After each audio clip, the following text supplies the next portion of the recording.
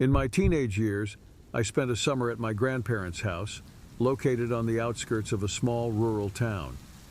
Their property was surrounded by a vast cornfield, stretching as far as the eye could see. It was a peaceful place during the day, but at night, the cornfield took on a dark and eerie atmosphere. I remember one particular night when something strange happened. We were all in the living room watching TV when we heard a noise coming from outside. My grandfather went to investigate, but he found nothing but the wind whispering through the corn leaves. Was it perhaps some animal? I asked him, concerned. Probably, son. Don't worry, it must have been just a rabbit or a fox, my grandfather replied, trying to calm me down. That night, as I lay in bed in the room I shared with my younger brother, I heard shuffling footsteps outside the window. My heart raced with fear as I wondered what could be out there in the darkness of the cornfield. Did you hear that, bro? I whispered to my brother, who was sleeping in the bed next to mine. What? What's going on? He replied sleepily. There's something out there, watching us, I murmured, trying not to let the fear show in my voice. I got up slowly and approached the window, my heart pounding in my chest. A vague figure moved among the rows of corn, seeming to be watching my grandparents' house. Fear paralyzed me as I tried to understand what was happening. Suddenly, the figure stopped and turned in my direction. A sense of pure terror washed over me as I realized I was being watched. I quickly closed the curtains and threw myself onto the bed, trying to calm my racing breath. The next morning, I told my grandparents about what had happened, but they just shook their heads and said it was probably my imagination. However, I knew it wasn't. Something sinister was lurking in the cornfield, and I couldn't shake it from my mind. The rest of the summer passed without incident, but the memory of that night haunted my thoughts. When it was finally time to return home, I looked back as the car drove away from my grandparents' house, wondering what could have been that strange presence in the cornfield. To this day, no one knows who or what it was, and perhaps it's better that way, letting the mystery linger as a shadow in the memory of that summer. The experience changed my perspective on life and taught me to respect the unknown, even if we never uncover the truth behind that terrifying night.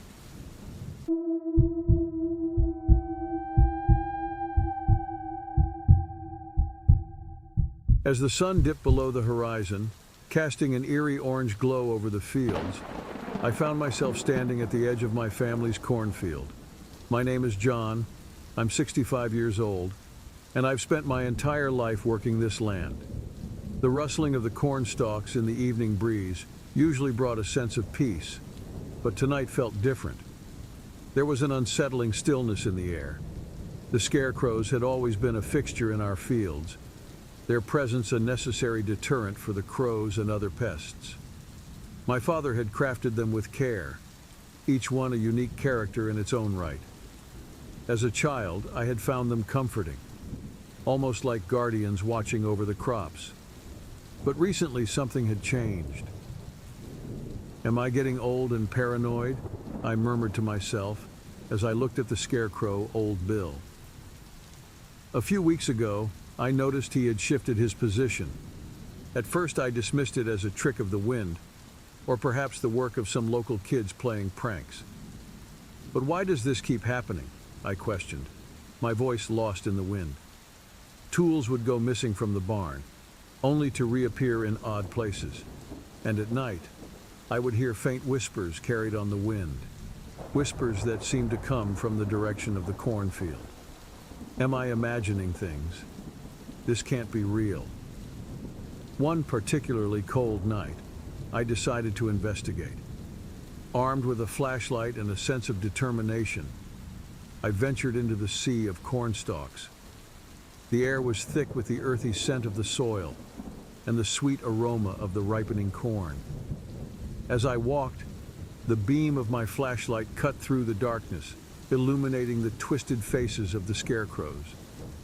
Their button eyes seemed to follow me, and their straw-stuffed bodies swayed gently, almost as if they were alive. This is crazy, John. They're just scarecrows, I tried to convince myself. I reached Old Bill and inspected him closely. His tattered clothes fluttered in the breeze, and his head, a burlap sack stuffed with straw, hung at an odd angle. "You shouldn't be looking at me," I whispered, more to myself than to the scarecrow. I could have sworn he was looking right at me, his sewn-on grin mocking me. Shaking off the feeling of unease, I turned to leave, but a sudden noise froze me in my tracks. "What was that?" I asked aloud, my heart racing. It was a soft rustling, different from the sound of the wind in the corn. It was deliberate, like footsteps. I spun around, the flashlight beam darting across the rows of corn. There was nothing there, just the endless stalks swaying gently. "This can't be possible. You're imagining things." I was about to chalk it up to my imagination when I heard it again, closer this time. My heart pounded in my chest as I slowly backed away, my eyes scanning the darkness. Suddenly, something grabbed my ankle. "Oh God," I yelled, pointing the flashlight down, expecting to see a root or a vine. Instead, I saw a straw hand, its fingers wrapped tightly around my boot. With a startled cry, I kicked at it, and the hand released its grip, retreating into the shadows. I stumbled back, falling to the ground. "This can't be happening," I said to myself. The flashlight rolled away, casting eerie shadows across the corn. In the dim light, I saw Old Bill moving, his arms slowly reaching out towards me. "You need to get out of here now," I told myself, panic surging through me as I scrambled to my feet and ran as fast as I could, the whispers growing louder and more insistent behind me. When I finally burst out of the cornfield and into the open air, I collapsed onto the ground, gasping for breath. The house loomed ahead, a beacon of safety. Was it real?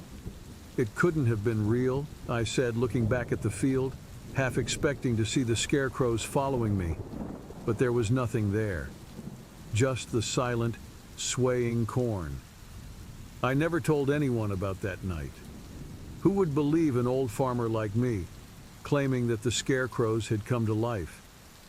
But from that day on, I kept my distance from the cornfield after dark. Will I ever forget this? And every now and then, when the wind blew just right, I could swear I heard those whispers again, reminding me of the night the guardians of the field revealed their true nature.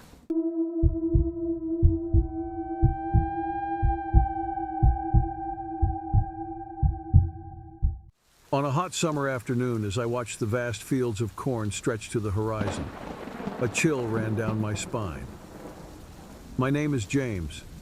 I'm 50 years old, and I'm a farmer in the heart of the American Midwest. My days are dedicated to tending these lands, but lately I've been haunted by strange occurrences. The crows, always present in the landscape, seem to be behaving unusually. Instead of dispersing across the field, they gathered at the top of the old barn, as if conspiring something.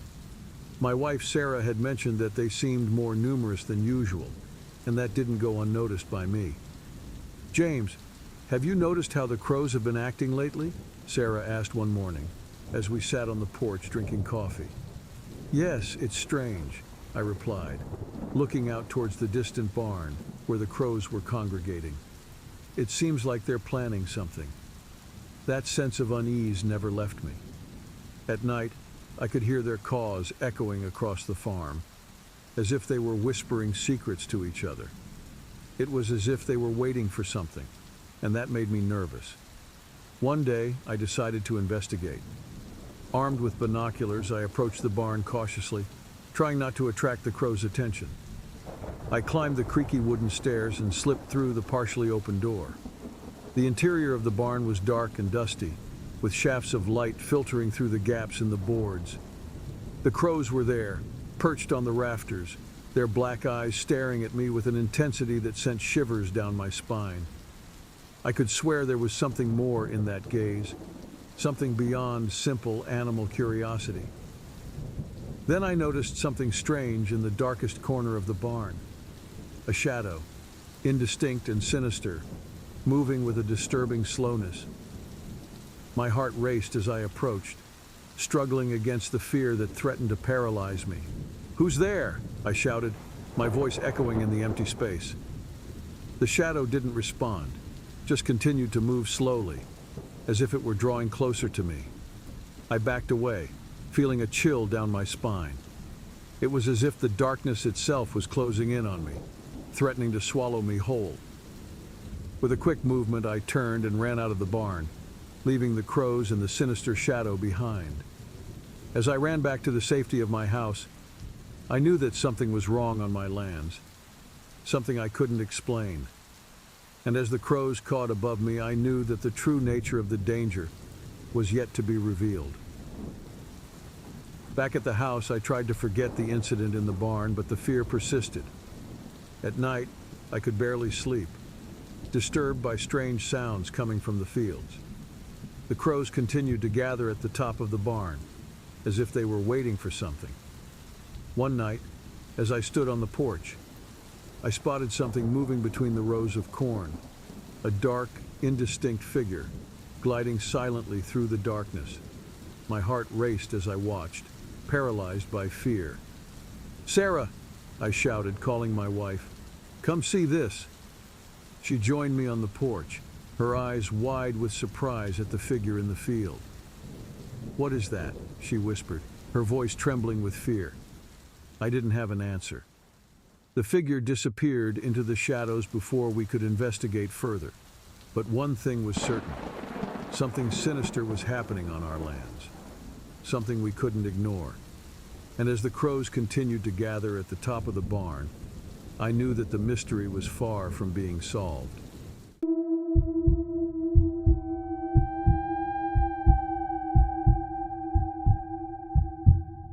In that dark summer night, while the moon poured its pale light over the cornfields of Illinois, I found myself alone on the porch of my house, recalling a disturbing event that happened many years ago. My name is Ethan. I'm 48 years old, and this story I share with you is a fragment of my past that I never found an explanation for. At that time, I lived in this same house, surrounded by kilometers of undulating cornfields. It was a quiet existence, until inexplicable events began to occur. It all started with strange sightings of human figures among the rows of corn at night.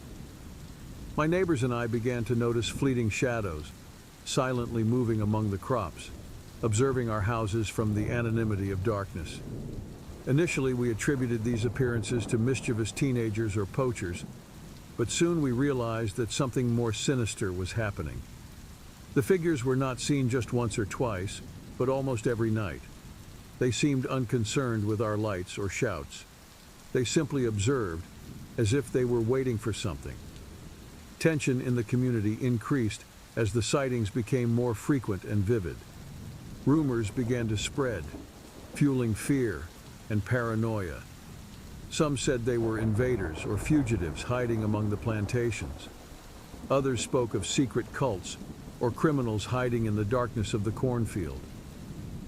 Determined to uncover the truth behind these strange sightings, I armed myself with a flashlight and an old shotgun and ventured into the cornfield on a moonlit night.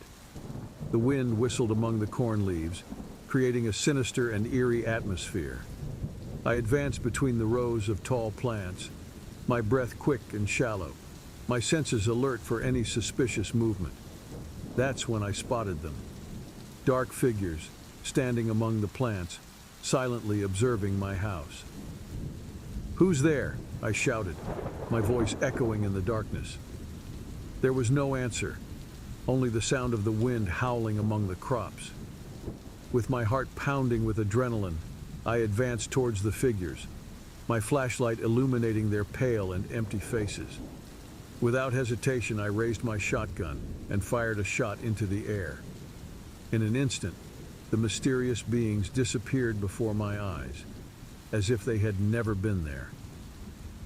After that night, everything became strangely calm.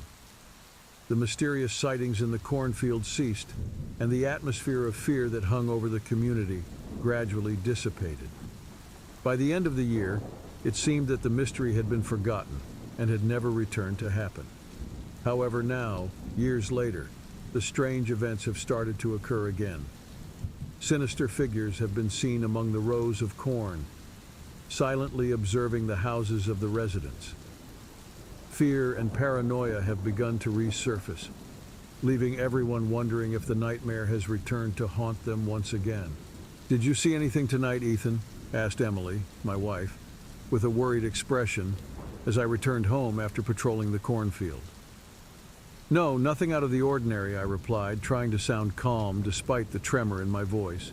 "But something tells me we're not alone out there."